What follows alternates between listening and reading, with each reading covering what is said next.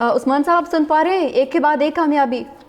जी, मैं वही कामयाबी का आपसे जिक्र कर रहा था। मुनीब फ़ारूक साहब ने इस नई कामयाबी के बारे में आपको बखूबी आगाह किया है और कामयाबियों का एक तसलसल है, एक सिलसिला है जो ऑपरेशन पाकिस्तानी शहीनों ने नमाज फ़जर के वक्त शुरू किया है और नारे तकबीर अल्लाह अकबर बुलंद करते हुए शुरू किया है और उसके बाद उसने इंतहाई कामयाबी के साथ अपने हदफ को निशाना बनाया है। और जिस तरीके से तफसीलात मुनीब साहब ने भी बताई, इससे पहले हम आपको बता चुके हैं और ये वो इतलात हैं जो आहिस्ता आहिस्ता आ रही हैं। और अभी मैं देख रहा हूँ कि भारत का मीडिया भी इसको एडमिट कर रहा है, इन हमलों को, और वहाँ पे भी एक चीखो पुकार का आलम है। कल तो उन्होंने जाली चीखो पुकार सुनाई थी, आज असली चीखो पुकार उनकी सुनने में आ रही है। कल उन्होंने एक ड्रामा रचाया, आज पाकिस्तान ने उस ड्रामे को हकीकत का रूप दे दिया है। तो आज तमाम मनाजिर, जब से कि पाकिस्तानी क़यादत ने कहा था कि जब हम कुछ करेंगे तो दुनिया देखेगी, तो आज दुनिया देख रही है। और दिन के उजाले के अंदर इस वक्त भी आप अपनी टेलीविज़न स्क्रीन के ऊपर ये मनाजर देख रहे हैं। ये उधमपुर एयर बेस के हैं जहां पाकिस्तानी मिज़ाइलों ने कामयाबी के साथ अपने अहदाफ को निशाना बनाया और उन टारगेट से धुआं उठता हुआ नज़र आ रहा है। मैंने पहले भी कहा कि ये धुआं भारतीय फ़ौज के अरमानों का धुआं है और जिस तरीके से उनके अज़ाइम है, पाकिस्तानी कौम ने भी, पाकिस्तानी अफवाज ने भी उनको नाकाम बनाने का आगाज़ कर दिया है और उसको अब हर उस कदम का जवाब मिलेगा। उन शहदा के खून के हर कतरे का हिसाब देना पड़ेगा और इसका आगाज़ हो चुका है। बिल्कुल आगाज़ हो चुका है सर। फतह 1 के हवाले से अगर बात करें तो 140 किलोमीटर्स की रेंज है उसकी, और अगर उसके फंक्शंस के हवाले से बात करें तो multiple launch rocket system MLRS के हवाले से वो डिज़ाइन किया गया है जो डीप टेरिटरी में जाके हदफ को निशाना बनाता है। इस पर आप क्या कहेंगे?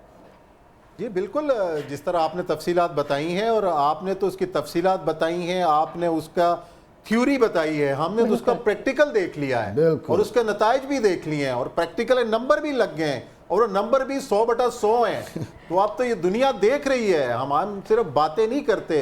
इससे पहले हमारी फ़िज़ाइया ने अपनी बर्तरी साबित की है और आज पूरी दुनिया में उनकी कारकर्दगी पर बात कर रही है। और ये भी अमरीकी अखबारात, यूरोपीय अखबारात इस बात को लिख रहे हैं कि जितनी बड़ी फ़ाइट हुई है, ये एविएशन की तारीख की सबसे बड़ी फ़ाइट थी जिसका जिक्र किया जा रहा है। और जिस तरीके से पाकिस्तान के शहीनों की तारीफ़ की जा रही है वो सबके सामने है। इसके मुकाबले पे दुनिया का सबसे अच्छा और महंगा जो जेट है वो, उसकी तबाही सबके सामने है। और ये भी कहा जा रहा है कि इतनी महंगी और इतनी ज़बरदस्त मशीन आपने नाहल पायलटों के हवाले कर दी और उसका नतीजा भी आपने भुगता। आपने भी देखा कि ये भी हो सकता है वो उनसे जो उनको दिए हैं वो भी वापस ले लें, उनके शेयर्स जो गिर गए। मेरा ख्याल है ऐसे ही होने वाला है। और आप देखें कि उस कंपनी के जो हिस्से हैं उनकी कीमत तेज़ी से कम हो गई और चीन की जिस कंपनी ने J10 बनाए और J17 थंडर बनाए, उनकी कीमत जो है वो एकदम ऊपर चली गई उनके शेयर्स की। तो ये तो पूरी दुनिया ने देखा है। पहले वो बर्तरी साबित की, अब हम इस मैदान में भी अपनी बर्तरी जो है वो साबित कर रहे हैं। और जिस बुज़दिलाना तरीके के साथ भारत ने निशाना बनाया, और हम जो है पहले सिविलियन आबादी को निशाना बनाया, आज जैसे ही उसने निशाना बनाया हमारे मिलिट्री इंस्टॉलेशंस को, नूर खान एयरबेस को चकवाल में और इसके साथ साथ शोरकोट में, उसके बाद फिर हमने अपना ऑपरेशन शुरू किया और फिर पूरी दुनिया ने देखा और हमने ये भी दुनिया पर वाज़े कर दिया कि हमने बड़े तहम्मुल का मुजाहरा किया।